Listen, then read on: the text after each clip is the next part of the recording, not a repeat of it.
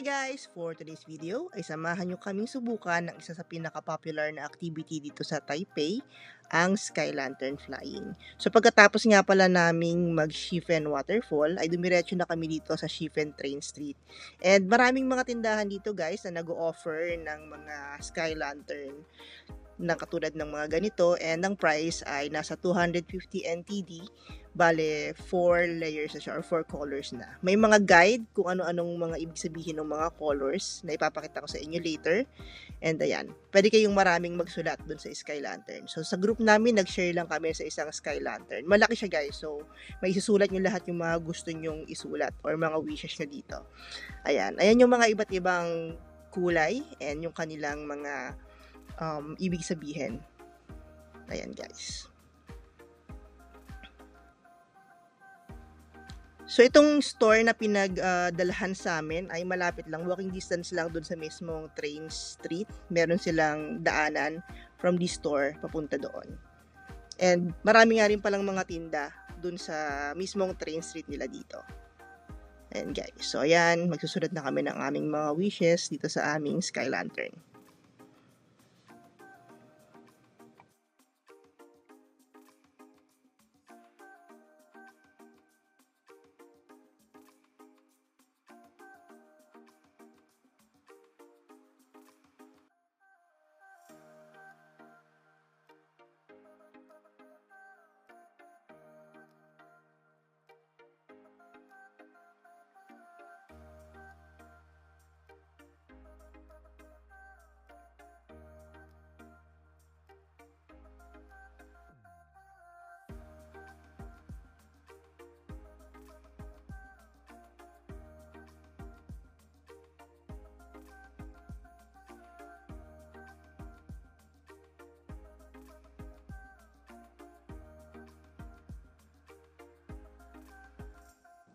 Ayan, so habang naghihintay tayong matapos yung ating Sky Lantern, maglibot-libot muna tayo dito sa restaurant kung saan kami nag-avail ng Sky Lantern na package.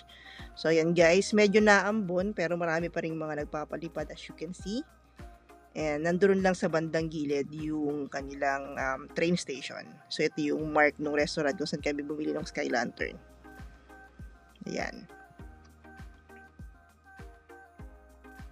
Ayan, so natapos na kami sa aming Sky Lantern and papunta na kami dun sa train street kung saan namin papaliparin yung aming lantern.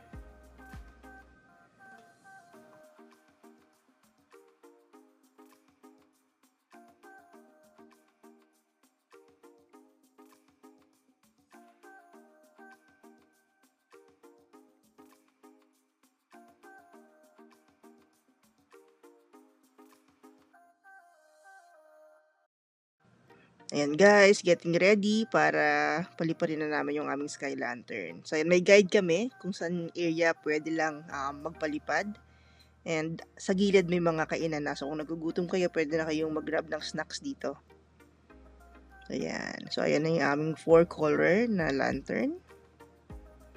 And sila kuya na rin kung saan binili yung lantern yung mag-iilaw. And tutulong sa iyo magpalipad. Ayan na.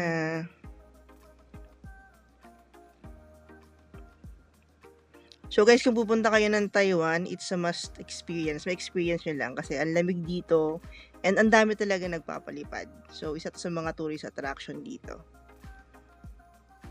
And may parang mga tindahan dito sa gilid na iba't ibang klaseng mga food. So hindi kayo magugutom dito.